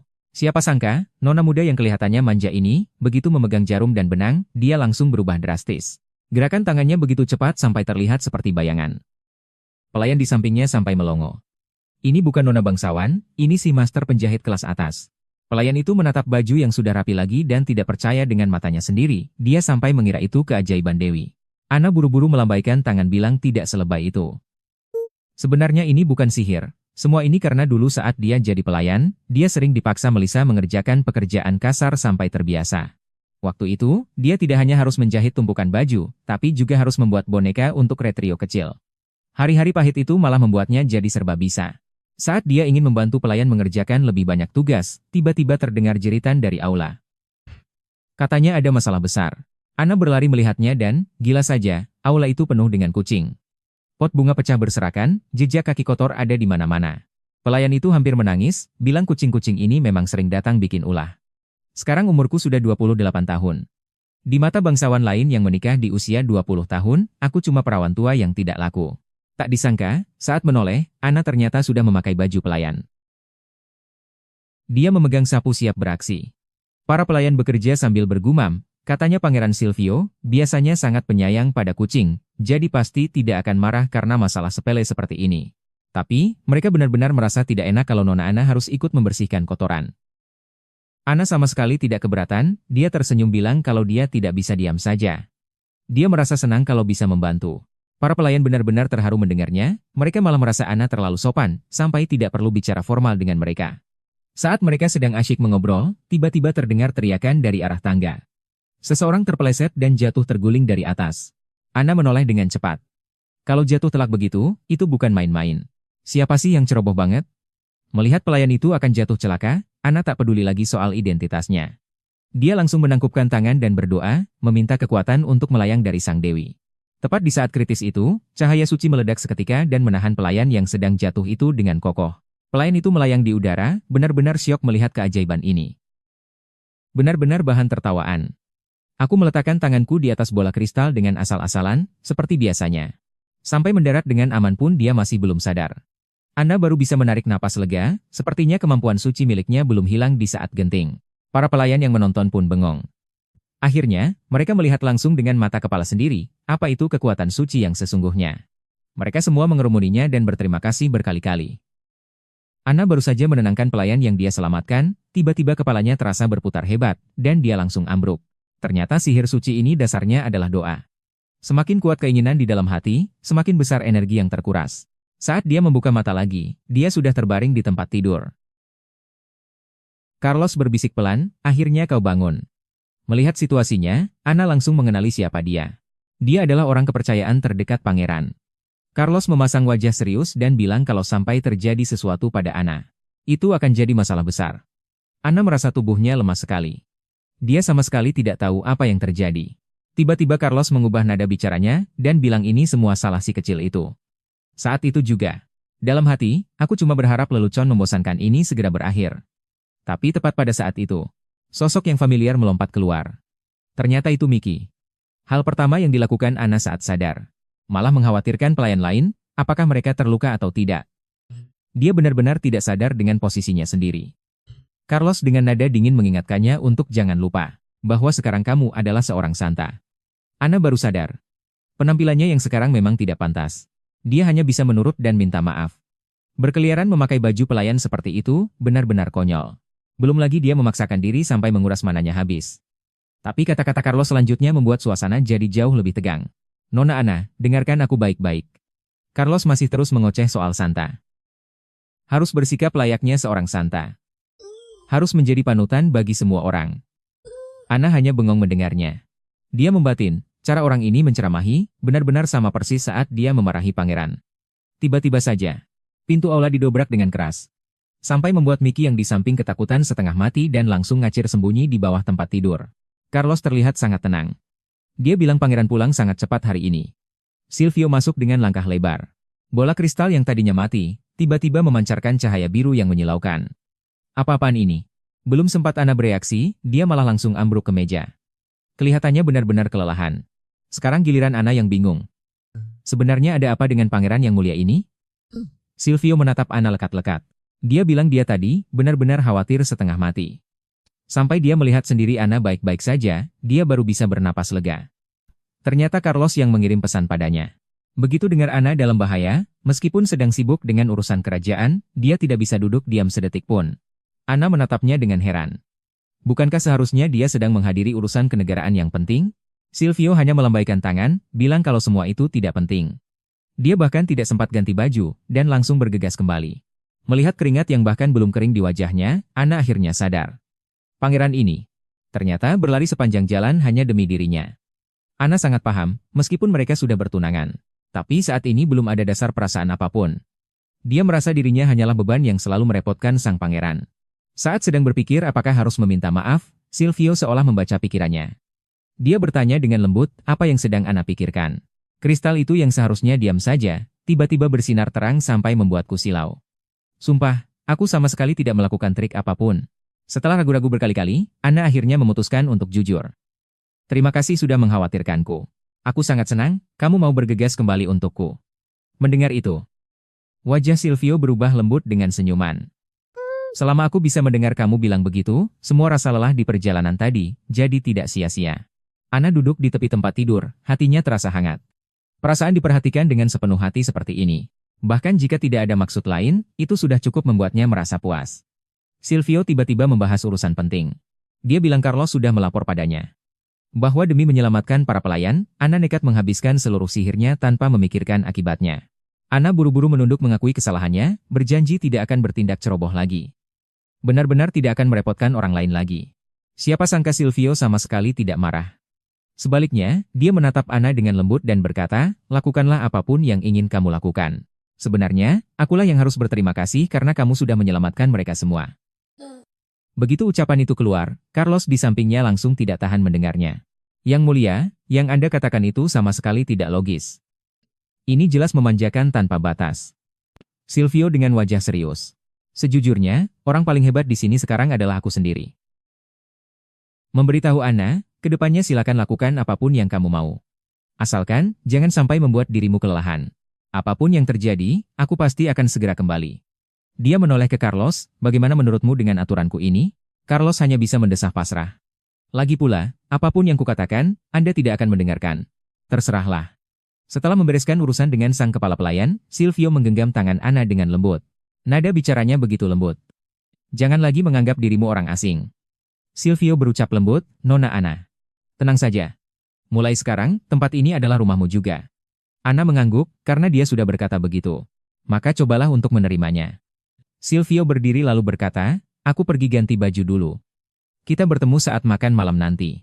Dia memanggil Carlos, dan Carlos langsung berbalik pergi. Hanya saja, tidak ada yang menyadari. Tatapan terakhir Carlos itu sepertinya punya arti lain. Silvio tersenyum tipis tanpa berkata apa-apa. Sebenarnya Carlos sudah merawatnya selama hampir 20 tahun. Secara status memang kepala pelayan, tapi sebenarnya dia lebih mirip walinya. Aku sudah melihat upacara ini sejak kecil. Entah sudah berapa kali aku dan saudari-saudariku ikut serta, aku pun tak ingat lagi. Carlos tidak tahan untuk bertanya, Yang mulia. Apakah Anda tidak merasa terlalu memanjakan nona itu? Selama bertahun-tahun, omelan Carlos memang menyebalkan, tapi setiap kata yang diucapkannya selalu tepat sasaran. Silvio pun biasanya tidak keberatan. Tapi kali ini saja, dia tidak ingin mendengarkan saran Carlos lagi. Dengan nada tegas, Silvio berkata, sekarang sudah baik seperti ini. Giliran Carlos yang bingung. Dia benar-benar tidak habis pikir, mengapa pangeran yang biasanya selalu logis, kali ini bisa begitu tidak wajar. Carlos tetap merasa cemas. Menyuruh seorang saintes bekerja sih tidak masalah, tapi bagaimana kalau setelah menggunakan sihir, tubuhnya tidak kuat dan pingsan? Silvio tampak sangat tenang. Dia percaya Ana tahu batasan, dia bahkan berpesan pada Carlos untuk lebih memperhatikan Ana. Namun di mata Silvio, Ana menyimpan terlalu banyak rahasia.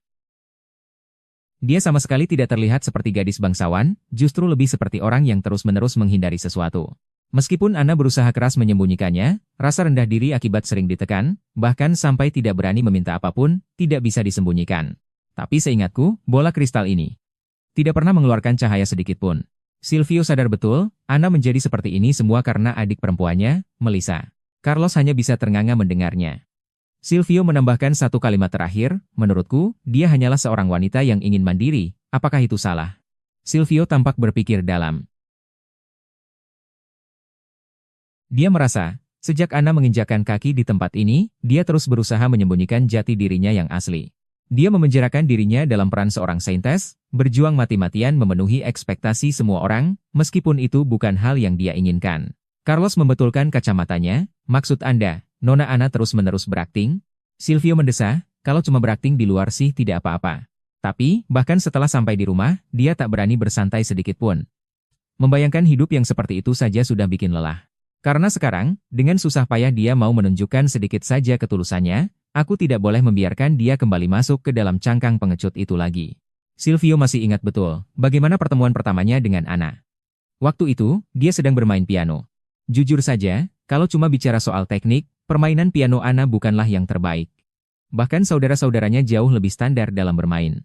Di mata orang lain, keluarga Lelir itu keluarga bangsawan kelas atas. Dengar nama belakangnya saja sudah bikin orang segan. Imam besar dan para pengikutnya melongo, mereka saling berpandangan cukup lama tanpa bisa mengeluarkan sepatah kata pun. Tapi entah kenapa, hanya suara denting pianonya saja, yang seolah menusuk langsung ke dalam hati Silvio. Silvio tak bisa menahan diri untuk menghampirinya, Nona Ana, permainanmu tadi sungguh luar biasa.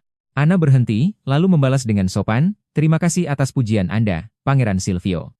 Saat itu, suaranya terdengar lembut namun penuh kekuatan. Silvio benar-benar terpaku. Kalau diingat sekarang, mungkin itulah yang orang sebut sebagai cinta pada pandangan pertama. Sejak hari itu, Silvio benar-benar jatuh hati. Dia belum pernah merasakan perasaan spesial seperti ini kepada wanita manapun. Dia hanya berharap, Ana bisa selalu menjadi dirinya yang seperti saat pertama kali mereka bertemu. Setidaknya di depannya, dia bisa berhenti bersandiwara dan dengan tenang menjadi dirinya sendiri. Pindah ke adegan berikutnya. Carlos, sambil membantu pangeran mengganti pakaian, tak bisa menahan diri untuk mengomel, Anda begitu melindungi Nona Ana, apa jangan-jangan karena dia mirip dengan kucing peliharaan Anda itu? Silvio hanya terkekeh.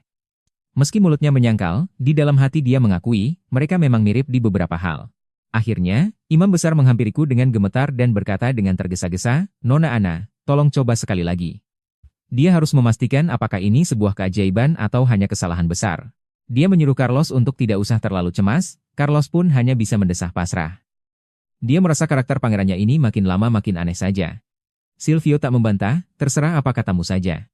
Yang penting, dia sendiri tahu betapa beratnya perasaan ini. Silvio berpesan pada Carlos, selama aku pergi, Nona anakku serahkan padamu. Carlos sedikit menunduk, dengan ketenangannya yang biasa. Baik, saya mengerti. Meski orang ini karakternya agak aneh, Silvio tahu betul, apapun yang sudah dijanjikan Carlos, pasti akan beres tanpa cacat.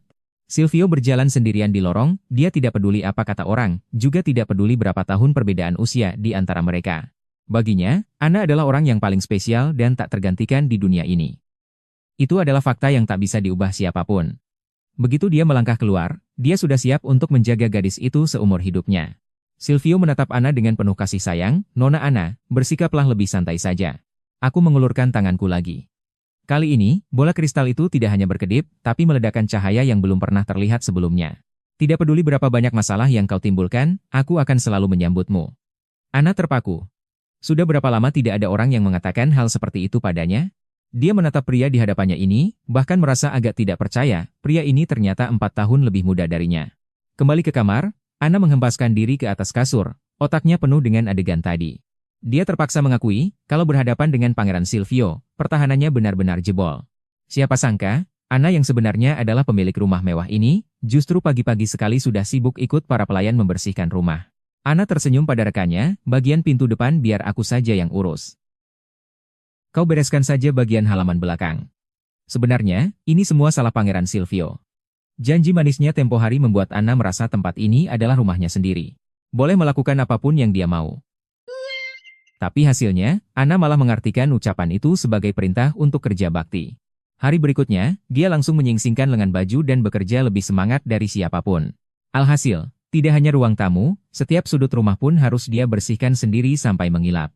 Kekuatan itu terlalu menyilaukan, bahkan membuatku merasakan kehangatan yang belum pernah kurasakan seumur hidupku. Selain membersihkan rumah, Ana mencari tantangan baru. Yaitu berlatih sihir yang tercatat di buku, sihir yang bisa menghidupkan kembali tanaman. Dia pergi ke taman sendirian, memejamkan mata dan berdoa dengan khusyuk. Berharap Tuhan meminjamkan kekuatan suci itu ke tangannya.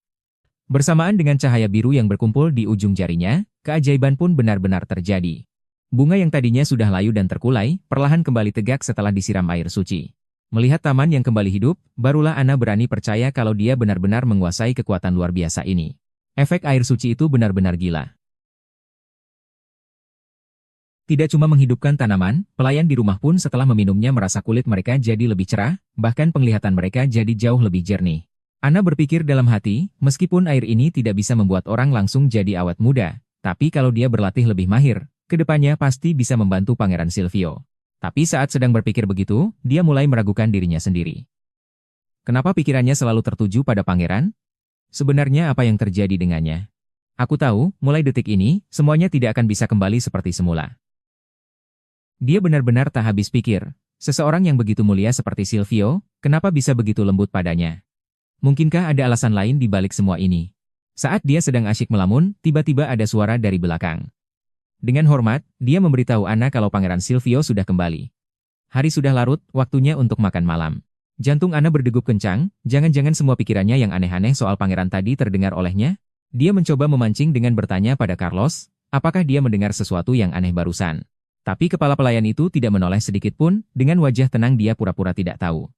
Melihat sikap Carlos yang sangat profesional itu, Ana rasanya ingin gila. Reaksi yang ambigu ini justru membuatnya makin canggung. Di meja makan, Pangeran Silvio seperti biasa dengan lembut bertanya bagaimana hari Ana.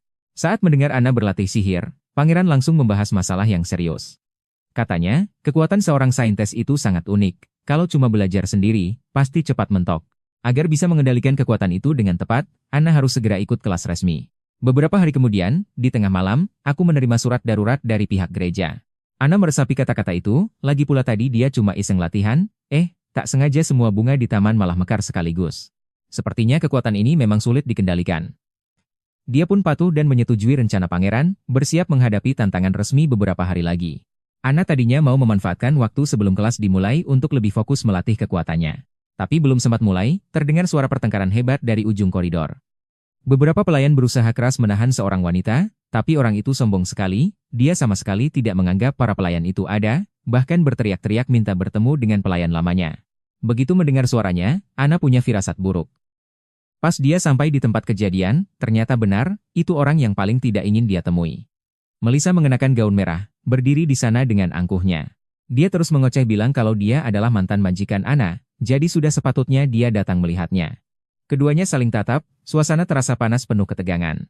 Mimpi buruk yang sudah lama menghilang ini malah langsung datang sendiri ke sini. Begitu bertemu, Melissa langsung seperti orang gila, menyalahkan semua penderitaannya kepada Ana. Awalnya aku heran, ada kejadian gawat apa sampai dikirim tengah malam begini? Dia bahkan membanting berkas dokumen ke arah Ana, memaksa Ana mengakui kalau semua ini adalah kesalahannya. Ana memungut dokumen itu dan membacanya. Ternyata karena insiden bom asap sebelumnya, Melissa dijatuhi hukuman kurungan selama 1 bulan dan denda yang sangat besar. Sekarang dia paham kenapa wanita itu marah-marah seperti orang kesurupan. Ana membalas dengan tenang, bukankah itu jebakan yang kamu buat sendiri? Kenapa malah melakukan hal seperti itu kepada keluarga kerajaan? Kalimat ini tepat mengenai luka hati Melissa. Melissa benar-benar kehilangan kendali. Dia berteriak-teriak memamerkan statusnya sebagai seorang Duchess, mencoba menekan Ana dengan kedudukannya. Dia bahkan sangat iri dengan status Ana sebagai seorang saintes. Melihat wanita yang histeris di depannya ini, Ana tahu kalau dia sudah benar-benar hilang akal. Drama ini sepertinya baru saja dimulai. Melissa sudah benar-benar gila, dia menjerit mengatakan kalau dia tidak akan menerima kenyataan ini. Baginya, ini adalah penghinaan yang luar biasa. Belum sempat Ana bereaksi, wanita itu malah langsung menerjang. Tangannya penuh dengan kebencian, langsung mengarah ke wajah Ana. Melissa benar-benar sudah gila, dia meraung dan menyerbu ke arah Ana. Sampai akhirnya aku membuka amplop itu, di sana tertulis dengan jelas, Putri Duke, Ana, secara resmi diangkat menjadi saintes. Melihat surat pengangkatan itu, aku benar-benar terpaku tak percaya. Ana bukanlah orang yang bisa diremehkan begitu saja, serangan balik ini benar-benar memutarbalikkan keadaan, Melissa bahkan belum sempat sadar. Dia langsung terlempar jauh oleh kekuatan sihir yang dahsyat. Kali ini dia benar-benar salah lawan. Tadi saja gayanya angkuh sekali. Sekarang dia malah tersungkur jatuh di depan umum. Malunya benar-benar tidak tertolong. Melihat sisa cahaya di telapak tangannya, Ana sendiri pun terpaku. Apakah ini kekuatan saintes yang legendaris itu? Melissa yang tersungkur di tanah mengertakkan giginya karena kesal. Dia sama sekali tidak percaya. Ana yang tadi terlihat menyedihkan, ternyata bisa mengeluarkan jurus seperti itu. Para pelayan di sekeliling tercengang. Semua orang kagum. Inilah kebangkitan saintes yang sesungguhnya. Keadaan benar-benar sudah berbalik. Tepat pada saat itu, sebuah suara yang familiar terdengar. Pangeran Silvio ternyata muncul di lokasi kejadian saat ini.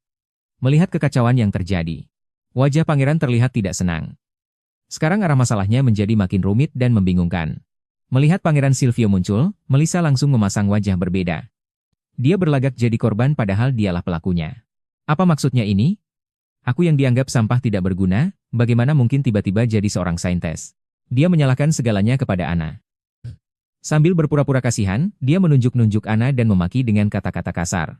Dia bahkan merasa hanya dirinya lah yang pantas menjadi seorang putri, tapi dia sama sekali tidak sadar dengan situasi. Di mata Silvio tidak ada apa-apa selain rasa jijik. Pangeran mengucapkan dua kata dengan dingin, diamlah. Hardikan itu membuat Melissa mematung. Berani-beraninya membuat keributan di istana. Ditambah lagi mencoba menjadikan orang lain sebagai kambing hitam. Kata-kata Silvio itu bagaikan vonis mati baginya. Perkataan Silvio itu benar-benar tajam dan menyakitkan. Dia dengan dingin memberitahu Melissa, berani menyentuh istrinya yang tercinta. Jangan harap dia akan bersikap sopan lagi. Riwayat Melissa benar-benar tamat sekarang. Dia tak pernah menyangka, semua rencana licik yang disusunnya justru berakhir tragis seperti ini. Silvio bahkan enggan meliriknya sedikit pun dan langsung memerintahkan anak buahnya untuk menyeret wanita itu keluar. Carlos bergerak dengan sigap, menyeret Melissa yang menjerit-jerit pergi dari sana. Begitu pintu tertutup rapat dengan dentuman keras, ambisi Melissa hancur berkeping-keping. Dia tidak akan pernah bisa menginjakkan kaki di istana ini lagi. Namun, saat menoleh ke arah Anna, raut wajah Silvio berubah total. Sementara itu, jauh di dalam istana yang terang benderang, Silvio sedang melihat dokumen intelijen di mejanya. Dia mendekati Anna dengan lembut dan meminta maaf karena datang terlambat. Silvio menatap Anna dengan tatapan yang penuh rasa takjub yang tak bisa disembunyikan. Dia bilang tadinya berencana mengatur jadwal pelajaran sihir untuk Anna, tapi melihat kemampuan tadi, Anna ternyata sudah seperti pemain level maksimal yang tidak butuh diajari siapapun. Anna jadi tersipu malu karena dipuji, dia jujur mengaku bahwa kejadian tadi pun terjadi begitu cepat sampai dia sendiri tidak sadar apa yang terjadi. Saat suasana di antara mereka sedang hangat, Carlos kembali. Dia sudah beres menangani Melissa. Tapi sebagai kepala pelayan, dia merasa gagal karena telah membiarkan orang tak berkepentingan masuk dan membuat keributan. Dia langsung meminta maaf dengan tulus kepada Anna. Carlos menjelaskan bahwa tadi dia sedang menemui apoteker, jadi tidak sempat menahan Melissa di pintu masuk. Anna justru merasa tidak enak hati, bagaimanapun Melissa adalah adik tirinya, jadi dia merasa harus ikut bertanggung jawab. Namun, Anna yang perasa langsung menyadari ada sesuatu yang aneh. Kalau sampai ada apoteker yang datang, apa mungkin terjadi sesuatu pada kesehatan Carlos? Menanggapi kekhawatiran Anna, Carlos hanya membenarkan letak kacamatanya dengan tenang dan membantahnya. Namun, sikapnya yang serba tertutup itu justru membuat orang merasa dia menyembunyikan sesuatu. Semua orang mengira sebagai putri ketiga dari keluarga Duk, pasti aku hidup mewah dan serba berkecukupan. Dia berbisik pelan pada dirinya sendiri, sepertinya mereka akhirnya menemukan dia. Carlos segera meminta orang-orang yang tidak berkepentingan untuk pergi, sekaligus mengingatkan Silvio untuk segera mengurus urusan penting lainnya. Anna memperhatikan punggung kepala pelayan itu yang menjauh. Di dalam hatinya, dia merasa alasan yang diberikan tadi terasa dipaksakan. Saat di meja makan, Anna masih merasa tidak enak hati dan meminta maaf sekali lagi. Namun, Silvio dengan lembut memotong pembicaraannya dan menyuruh Anna untuk makan lebih banyak. Dia bilang, orang yang paling dirugikan hari ini sebenarnya adalah Anna. Silvio menjelaskan, mengingat hari ini adalah hari bahagia mereka berdua, dia sengaja tidak memberikan hukuman berat kepada Melissa, hanya hukuman standar saja. Tapi saat bicara sampai di situ, sorot matanya tiba-tiba berubah dingin. Kalau saja wanita gila itu benar-benar melukai Anna, dia bersumpah akan membuat Melissa menanggung akibat 100 kali lipat lebih menyakitkan dari sekarang. Melihat keseriusan Silvio, Anna terpaku sejenak. Dia bisa merasakan bahwa di balik sikap lembut pria ini, tersimpan garis batas yang tidak boleh dilanggar oleh siapapun. Silvio segera kembali tersenyum. Dia menenangkan Anna dengan mengatakan agar jangan khawatir, cukup tetap berada di sisinya, dan semua masalah lainnya akan dia bereskan hingga tuntas. Larut malam, Anna berbaring di tempat tidur sambil gelisah. Wajah Silvio menyunggingkan senyum penuh arti. Semua yang terjadi siang tadi terus terbayang di benaknya seperti adegan film. Dia memandangi tangannya sendiri, masih tak percaya bahwa kekuatan suci legendaris itu benar-benar bangkit di dalam dirinya. Saat memejamkan mata, wajah Melissa yang terdistorsi terus muncul. Wanita gila itu meraung-raung histeris, menolak menerima status Anna, bahkan saat diseret pergi, dia masih berteriak memanggil nama Silvio. Anna duduk tegak dan mengepalkan tangannya. Meskipun Silvio selalu melindunginya, dia tahu betul kalau orang seperti Melissa tidak akan menyerah begitu saja. Kalau terus bersembunyi di balik perlindungan Silvio, masalah ini tidak akan pernah selesai. Tatapan Anna berubah tegas. Dia memutuskan untuk tidak mundur lagi. Lain kali, dia sendiri yang akan menggunakan kekuatannya untuk menghadapi Melissa dan mengakhiri semuanya. Mulai hari ini, dia harus pergi ke ibu kota untuk belajar sihir suci. Meskipun kediaman Duke tidak terlalu jauh dari istana, iring-iringan besar seperti ini membuatnya merasa tertekan. Anna mencoba bertanya pada Yang Mulia Silvio, apakah boleh kalau dia pergi sendiri saja ke sana. Silvio menolak dengan tegas, kamu sekarang adalah seorang saintes. Baginya, ini bukanlah sebuah kebetulan, melainkan reuni yang sudah lama ia nantikan. Kalau sampai berjalan sendirian di jalanan, seluruh kota pasti akan heboh. Dia memerintahkan Anna untuk selalu naik kereta kuda, bahkan dengan santainya dia mengusulkan agar mereka pergi bersama setiap pagi. Gawat ini, pelatihan sebagai saintes bahkan belum dimulai, tapi dia sudah harus mulai terbiasa dengan kehidupan bangsawan kelas atas yang merepotkan ini. Di dalam kereta, Silvio memberi arahan bahwa selama 10 hari ke depan, penyihir papan atas akan datang untuk membimbingnya secara pribadi, mengajarinya cara mengendalikan kekuatan suci sepenuhnya. Bagaimanapun, sihir suci itu sangat unik, tidak bisa dipelajari sendirian hanya dengan meraba-raba saja. Setiap saintes terdahulu harus melewati pelatihan iblis semacam ini. Dan hari ini adalah hari pertamanya. Anna tanpa sadar mengepalkan tangannya. Ini bukan sekadar belajar, tapi perjalanan resmi pertamanya sebagai saintes, sebuah tanggung jawab kerajaan. Silvio justru sangat percaya diri, dia bilang dengan kemampuan yang ditunjukkan Anna sebelumnya, dia pasti bisa mempelajarinya dengan cepat. Bagaimanapun, dia sudah pernah menunjukkan bakat yang luar biasa. Anna buru-buru menepisnya dan menjelaskan bahwa saat itu keadaan sedang darurat saja. Sebenarnya, di dalam hati dia merasa sangat tidak percaya diri. Dia tahu betul, mulai saat ini, pertunjukan sesungguhnya baru saja dimulai. Mengingat kembali saat pertama kali, sihir Anna sebenarnya sangat lemah, bahkan sihir dasar pun sulit dia gunakan. Tapi, dia tahu satu hal. Kekuatan seorang saintes tak berhenti sampai di sini. Meski tak diucapkannya, ia selalu ragu apakah dirinya benar-benar layak. Bagaimanapun, beban sebesar ini ada di pundaknya. Siapapun tak akan bisa sepenuhnya percaya diri. Namun, meski begitu, ia tetap ingin berusaha sekuat tenaga. Bukan untuk apa-apa, hanya agar bisa menjadi saintes yang pantas, dan tidak merepotkan Yang Mulia Silvio. Anna menatap pria di hadapannya. Dengan tegas, ia mengatakan pada pria itu bahwa karena dirinya telah terpilih, ia akan memanfaatkan kesempatan ini, berlatih dengan giat, dan menjalankan tanggung jawab sebagai saintes dengan sepenuh hati. Silvio memanggil namanya dengan lembut, dan pada saat itu, jarak di antara keduanya seolah semakin dekat. Silvio menatap Anna dengan nada bicara yang begitu lembut, tak terbayangkan. Ia berkata bahwa Anna berhati baik, tapi jangan terlalu memaksakan diri demi tugas sebagai saintes. Di matanya, kapanpun itu, Anna sudah cukup berharga selama ia menjadi dirinya sendiri yang apa adanya. Anna belum sempat merasa terharu, tiba-tiba kereta kuda berguncang dengan hebat. Anna tidak pernah menyangka akan benar-benar menjadi seorang saintes, bahkan harus menikah dengan Pangeran Silvio. Ia kehilangan keseimbangan dan langsung terjatuh ke dalam pelukan Silvio. Tabrakan yang tak terduga ini membuat jarak mereka seketika menipis, suasana seolah membeku. Atmosfer berubah menjadi sangat canggung. Anna yang ketakutan segera mundur, sambil meminta maaf dengan panik dan berusaha menenangkan diri. Kejadian yang mendadak ini membuatnya benar-benar tidak tahu harus berbuat apa. Sekarang Anna merasa menyesal luar biasa, reaksi menghindar barusan pasti membuat Yang Mulia Silvio merasa tidak nyaman. Padahal pria itu berniat baik untuk membantunya.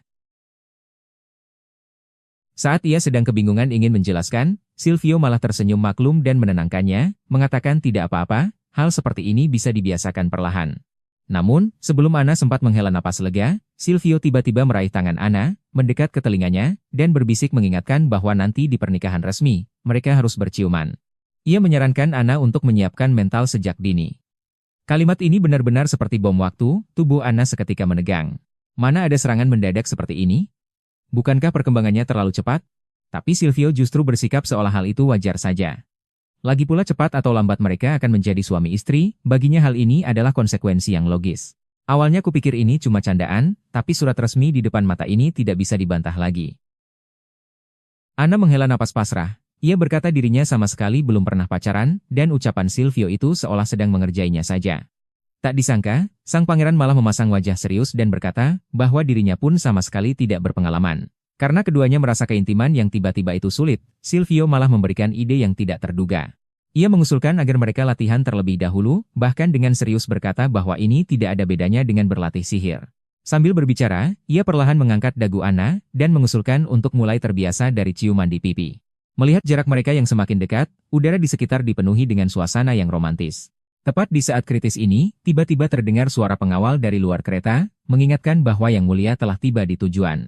Gangguan yang mendadak ini membuat suasana yang tadinya tegang seketika buyar. Silvio menjawab dengan tenang, sementara Anna masih belum sadar sepenuhnya.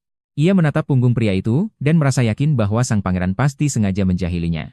Silvio turun dari kereta lebih dulu, ia mengulurkan tangannya dengan elegan, mengajak Anna untuk masuk ke kastil bersama. Anna menyambut tangannya dengan lembut, langkah ini diambil, yang berarti hidup baru telah resmi dimulai. Yang lebih keterlaluan, demi alasan membangun hubungan, aku harus pindah ke kediaman pangeran. Memegang surat perjanjian pernikahan itu, aku merasa sangat tidak tenang. Kastil putih di hadapannya sangat megah dan indah, tetapi Anna belum sempat mengamatinya dengan saksama. Ia sudah mendapati dua wajah asing yang berdiri tak jauh dari sana. Dilihat dari pakaian mereka, sepertinya mereka memang khusus menunggu di sini. Kedua pemuda ini segera memberi hormat dengan sopan saat melihat Anna. Pemuda berambut hijau tua yang memimpin bernama Osna, dan remaja berambut merah di sampingnya bernama Kemi. Mereka sudah lama menunggu di sini. Keduanya bersikap sangat profesional, tidak hanya memperkenalkan diri mereka, tetapi juga menyatakan dengan jelas bahwa mulai hari ini, mereka akan sepenuhnya tunduk pada perintah Anna dan membantunya mengurus segala urusan selanjutnya. Melihat dua asisten yang cakap ini, Anna sadar bahwa Silvio telah mengatur segalanya untuknya. Di lingkungan yang serba baru ini, ia tidak lagi sendirian. Sebelum pergi, Silvio berpesan berulang kali, menitipkan keamanan Anna kepada kedua pengawal tersebut. Ia berpamitan dengan lembut pada Anna, mengatakan bahwa setelah urusan dinas selesai, ia akan datang menjemputnya. Anna tersenyum menatap kepergiannya, hatinya merasa cukup hangat. Namun, baru saja Silvio pergi, suasana seketika berubah menjadi tidak enak. Anna berniat menyapa dengan ramah, mengatakan agar mohon bimbingannya mulai hari ini. Saat Anna bersiap untuk pergi, si kecil Letrio datang menghampirinya. Tak disangka, remaja berambut merah bernama Kemi itu langsung berubah ekspresi di tempat. Ia menggaruk kepalanya dengan kesal, bergumam di dalam hati, sungguh sulit dipercaya. Awalnya, ia mengira Santes legendaris itu pasti adalah seorang bidadari yang sangat cantik, tapi di matanya, Anna hanyalah wanita tua yang biasa-biasa saja. Kemi bicara semakin keterlaluan. Bahkan mulai merasa kasihan pada Yang Mulia Silvio, merasa bahwa setiap hari harus menghadapi Anna dan berpura-pura bersikap sopan, itu benar-benar sangat menyedihkan. Kata-kata itu seperti pisau yang tajam, Anna pun tertegun. Asisten yang tadi bersikap sopan, lah, kok bisa-bisanya dalam sekejap mata dia berubah jadi pria ular yang licik itu? Dia tidak rela berpisah dengan satu-satunya bibi yang menyayanginya. Meskipun dia adalah pewaris keluarga di masa depan, di mata Anna, dia hanyalah anak berusia 5 tahun. Anna mengusap kepalanya dan menghibur, jangan sedih. Hanya bibi yang tidak berguna ini saja yang pergi. Tapi kenyataannya, karena ibuku bukan istri sah, sejak kecil aku sudah dianggap orang asing di rumah sendiri. Di rumah yang sedingin es ini, selain anak ini, tidak ada satupun yang menganggap Anna sebagai keluarga. Orang-orang yang disebut keluarga itu hanya memperlakukannya seperti pelayan. Aku bahkan tidak ingin tinggal di tempat ini sedetik pun lebih lama. Di rumah yang dingin ini, hanya Letrio yang berbeda. Dia tidak pernah menganggap Anna pelayan, melainkan benar-benar menganggapnya sebagai keluarga. Melihat anak itu bersedih, Anna pun menghiburnya dengan lembut. Bukan berarti kita tidak akan bertemu lagi, jangan lemas begitu. Tapi siapa sangka, si kecil ini melontarkan kata-kata yang mengejutkan. Dia bilang, kalau dia sudah besar nanti, dia pasti akan menikahi Anna. Anna pun tertawa mendengar kata-kata polos itu. Meskipun itu hanya lelucon anak kecil, tapi di saat perpisahan ini, itu adalah kata-kata paling menghangatkan yang pernah ia dengar. Setelah berpamitan dengan satu-satunya orang yang ia sayangi, Anna akhirnya melangkah keluar dari gerbang itu untuk menyambut masa depan yang benar-benar misterius. Barang bawaan Anna sangat sedikit. Selama 5 tahun tinggal di rumah ini, dia hanya meringkuk di kamar pelayan yang sempit, bahkan tidak punya satupun barang berharga. Setelah menyimpan jimat terakhirnya, Anna mengucapkan terima kasih pada kamar kosong itu. Bukan cuma harus menahan rundungan saudara-saudaraku, bahkan pelayan di rumah pun bisa seenaknya memaki dan memukulku. Meski sudah lama tinggal di sini, hatinya sama sekali tidak merasa sedih, karena tempat ini memang bukan rumah baginya. Sebelum pergi, dia berpesan sekali lagi pada Letrio untuk tumbuh cepat dan menjadi lebih kuat. Melihat anak itu yang tampak sedih, Anna meski berat hati, tahu kalau dia harus pergi. Dia mengangkat kopernya sendirian dan berjalan menyusuri koridor tanpa menoleh ke belakang. Dengan satu langkah ini, dia bukan lagi pelayan yang bisa diinjak-injak orang lain. Anna belum sempat keluar dari gerbang, dia sudah dihadang oleh orang yang paling tidak ingin ia temui. Melissa dengan wajah dingin memarahinya, kereta sudah menunggu lama, beraninya kau membuatku menunggu di sini. Wanita ini tidak pernah menatap Anna dengan baik.